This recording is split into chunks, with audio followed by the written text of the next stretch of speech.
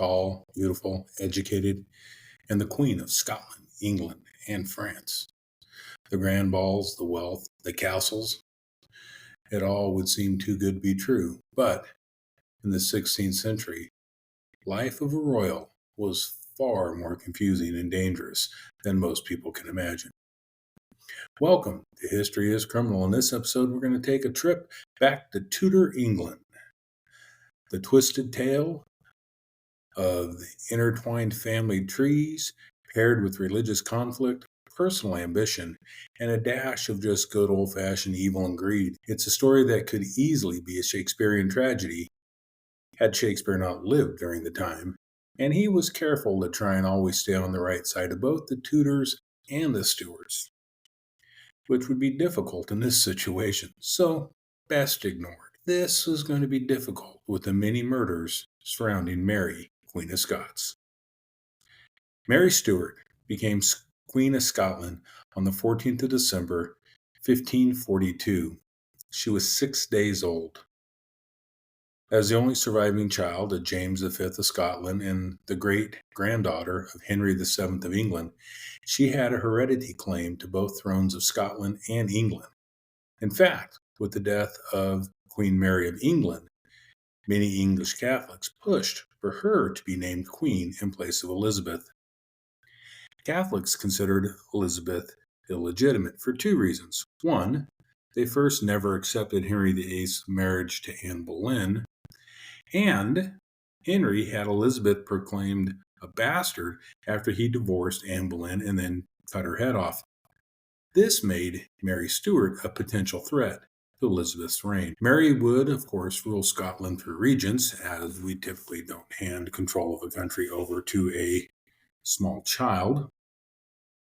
Most important of these would be her mother, Mary de Guise. It would be her mother who would arrange for young Mary to be wed to the Dauphin of France.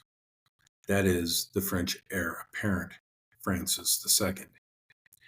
She was then packed off to the French court at the age of 6 to be educated in the French style and culture. Her education was excellent. She could speak at least 7 languages and was taught maths and science. She could also play multiple musical instruments. She and Francis, who was a year younger, seemed to have actually grown close, most likely from being raised together. Francis's father, King of France, in turn supported Mary's claim to both the thrones of Scotland and England. This was no doubt what Mary's mother had been hoping for all along. If the Stuarts were to make a move on England, they would have to have France's backing. On the 14th of April, 1558, the couple were married. She was 15 and he 14. 1 year later, Francis became the King of France and Mary Queen Consort. Consort is when you are monarch by marriage without the ability to take the throne if your spouse dies. Mary was now the Queen of Scotland and France, and in the minds of many, also England. This, however, would turn out to be very short-lived, as 2 years later, Francis died. It started with an earache that turned into an infection and then progressed to become a cyst on his brain. Upon his death, Francis's mother, Catherine de' Medici, took over as regent for his younger brother. A political deal was also made so that France would recognize Elizabeth's claim to the throne in place of Mary. This left little in France for Mary, so she would return to Scotland to rule a country she barely knew. Protestant lords had basically ruled Scotland in her absence, and many were not thrilled to see the Catholic queen return to be back in charge. A widow, at 18, she was 6 foot tall and said to be amazingly beautiful. Add to that she was the Queen of Scotland, and there'd be any number of suitors. It was deemed important that she wed, but it had to be just the right man. Elizabeth, her first cousin, sent a prospective groom her way, a Scotsman with English landholdings, and who was loyal to Elizabeth. Mary, however, rejected this match, which didn't sit well with her cousin. Mary would find her own match. one that would have some unfortunate consequences. Henry Tudor, Lord Darnley. Now, because there seems to be only like 7 names in the 1700s, we're just going to call him Darnley because there are a load of Henry Tudors. Was her first cousin, and as the name implies, he was a direct descendant of King Henry VII. Mary seemed to be quite taken with Darnley, and the couple would be wed in July of 1565. Elizabeth was not thrilled about this match for 2 reasons. One, she believed she should have been consulted since Darnley was technically her subject. More important, this marriage threatened her reign as both Darnley and Mary had claims to the English throne. And any child produced from this union would have a strong claim to the English crown. Of course, they would have a child, James, and spoiler alert, he would rule both Scotland and England, but that's going to come sometime later. Darnley was king consort of Scotland.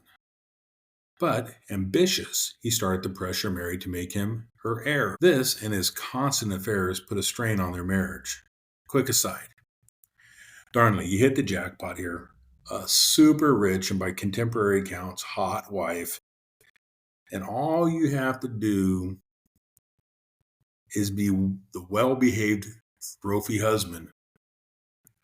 But you want to trade that for the headache of governing? Darnley might not be all that bright. Mary, for her part, took up a friendship with an Italian courtier named David Rizzio. Rumors spread, most likely untrue, that Mary was having an affair with Rizzio. True or not, Darnley became jealous of the relationship between Mary and Rizzio. By the time Mary was also pregnant with her only child. Some even suggested that the child was really Rizzio's. Again, this is most likely false. Now, Rizzio had been an early ally of Darnley's and was even instrumental in Darnley's getting together with Mary in the first place.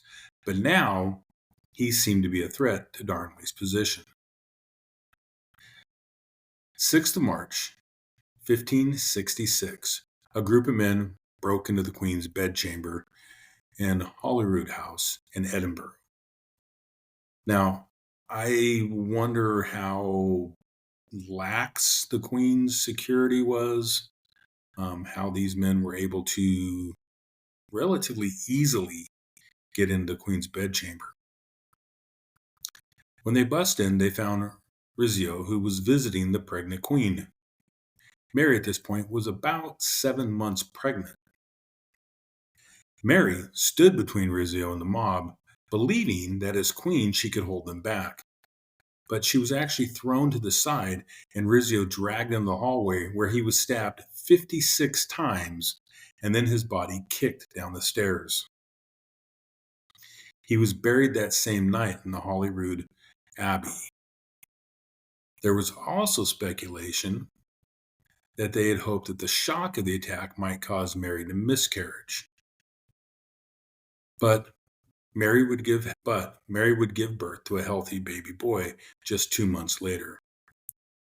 Unfortunately, Mary and her son James would not see each other again after 1567.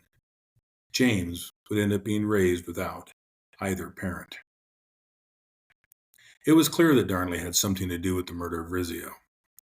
The question was what could be done about it. After all, he was still king consort of Scotland. And surprisingly, murdering her friend and close advisor did very little to smooth over the problems in their marriage. Adding to the issues, Darnley had become ill and was living at Kirk O'Field, a separate home only a few hundred feet from Holyrood, where Mary and baby James were staying. What Darnley wasn't aware of was that while he was recovering, someone was stacking barrels of gunpowder in the basement of Kirk O'Field. At 2 a.m. on the 10th of February, 1567, an explosion rocked all of Edinburgh. Kirklefield was leveled. No one could have survived this blast. The next morning, Darnley's body and that of his servant were found in a nearby garden. However, the bodies had been strangled and showed no signs of having been in an explosion. It is unknown if the explosion was an attempt to cover up the murder, or if Darnley had become aware of the plot and tried to escape only to get caught in his flight to freedom. What was known is that the king consort was a victim of regicide, a crime that could not go unpunished. Mary, as tradition would have it, went into a 40-day period of mourning. However, rumors started that her grief was only for show and that she very well may have had some connection to the crime. Talk began to focus on James Hepburn, Lord Bothwell. Evidence belonging to a supporter of his, a pair of shoes, were found at the crime scene. Time for another quick aside here. How bad a criminal do you have to be to leave your shoes at the crime scene? And I know what you're thinking, shoes are shoes, but in the 1560s, a member of the upper crust would have had their shoes obviously custom made and were probably somewhat a one-of-a-kind item. As it was, with these shoes pointing to a supporter of Bothwell's, the story began to spread that it was actually Bothwell who had supplied the gunpowder to be used in the blasts. Supporters of the late Darnley now pointed the fingers at both Bothwell and Mary. It was time for action to be taken. Who actually killed Darnley is an excellent question that history really doesn't have an exact answer for. Is it possible that Darnley was killed by Mary in an attempt to revenge the death of Rizzio? Is it possible that he was killed by supporters of Mary's without Mary's knowledge or consent? Or maybe even Elizabeth, who had never really liked the match in the first place, maybe Elizabeth had Darnley killed. We don't know, and that question is never really answered in history. But in the comments, you can tell me what you think. Now, back to the rest of our story. It was Mary who acted first. Under pressure, she had Bothwell arrested and tried for the murder of Darnley. This being the 16th century, there was no forensic evidence, and short of an eyewitness of some high or higher rank than the accused, or some type of forced confession, it was hard to get a conviction of a powerful person, especially if the Crown wasn't all that interested in their conviction. So it's of little surprise that Bothwell was acquitted. It would turn out that Mary should have let him be punished. Bothwell's plan seemed to have been three-parted. First, divorce his wife. Easy enough. Second, kidnap Mary. Third, and most crazy, rape her, thereby forcing her to marry him. As insane as it sounds, this almost worked. On the 24th of April, 1567, Bothwell and 800 men took Mary to his castle in Dunbar. He said this was for her own protection, but once at Dunbar, he reportedly raped Mary. And even though the victim of a rape and a queen, the only way for her to save face would be to wed Bothwell, which was made even more scandalous because Mary had traveled to check on Bothwell in 1566 when he wasn't well. This caused many people to question whether or not Mary was actually raped and was she actually kidnapped. The fact that she went to check on a sick advisor somehow immediately implied that she must have been part of her own kidnapping. But it wasn't the rape and the questionable cause of marriage that caused an uproar among the nobles. No, it was the fact that Mary and Bothwell were both Catholics, and this panicked the Protestant nobles of Scotland. Even though the two had been married in a Protestant ceremony, the nobles feared a crackdown on Protestants. And given the recent history of England and Scotland, it's not unreasonable to fear that. Mary and Bothwell and the nobles both raised armies. But Mary's forces seem to have dissolved while the two sides negotiated at Canberry Hill. Mary, now without an army, fled to England, hoping that her cousin Elizabeth would protect her and potentially help place her back on the throne. The nobles of Scotland then placed the 13-month-old James on the throne of Scotland. Of course, this would mean he would be controlled by regents until he became of age, and those regents, of course, would be, surprise, the Protestant nobles of Scotland.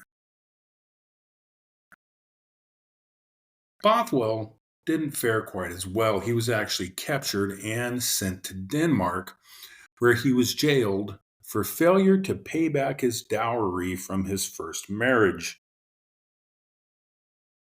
This seems to have been a major hole in his plan.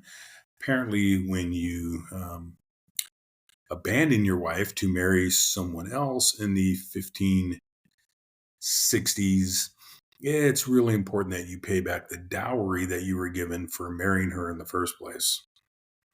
As Bothwell didn't do that, he would spend the rest of his life in a Danish prison, dying in 1578. Elizabeth, the Queen of England, seems to have forgotten about Mary's claim to her throne and actually welcoming her cousin at first. However, shortly after, Mary found herself under house arrest in various castles across central England. For the next 18 years, Mary lived in a lavish form of imprisonment. She had fine clothing, servants, gourmet meals, and beautiful rooms. But a gilded cage is still a cage. It is unclear what Elizabeth's original intent was, but after 18 years, she had come up with a permanent solution. Mary, who was still supported by many Catholics, both in England and Scotland, who would love to see her not just on the throne of Scotland, but England as well, was a potential problem. It was at this time that, shockingly, evidence came to light tying Mary to the murder of Darnley about 20 years before. A series of documents were discovered known as the casket letters, named for the small silver box that they were supposedly found in. The letters, which most historians believe to be forgeries, and of course many of Mary's supporters at the time agreed with that assessment, showed that Mary was having an affair with Bothwell before Darnley's death. One of the letters also implicated Mary in a plot to kill Darnley. Additionally, Mary had become tied to a Catholic plot to remove Elizabeth from power and replace her with Mary. Now, while it might seem ironic that an English court would try a Scottish queen for regicide of her own king consort and then sentence her to death, which is again essentially regicide, but that's what happened. On February 8th, 1587, Queen Mary of Scots was beheaded at Fotheringhay, Northamptonshire, England. It is said that Elizabeth regretted killing her cousin and even denied giving the go-ahead for the execution. Sir Robert Carey reported that Elizabeth shed many tears and sighs, manifesting her innocence that she never gave consent to the death of that queen. Politically, Elizabeth seemed to have little choice, but killing her cousin, a fellow queen, was still hard on her.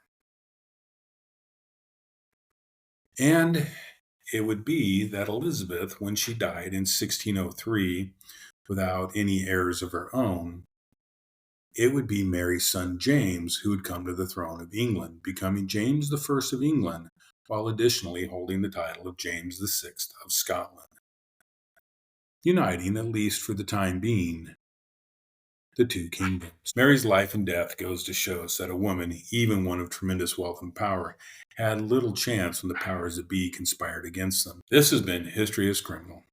Join us again in 2 weeks as we dig into another crime from the days of yore. And while you wait, take a look at my other podcast, A Skeptic's Journey with Cryptids and Folklore, as we take a look at the ghost running around or floating around Oregon's capital city.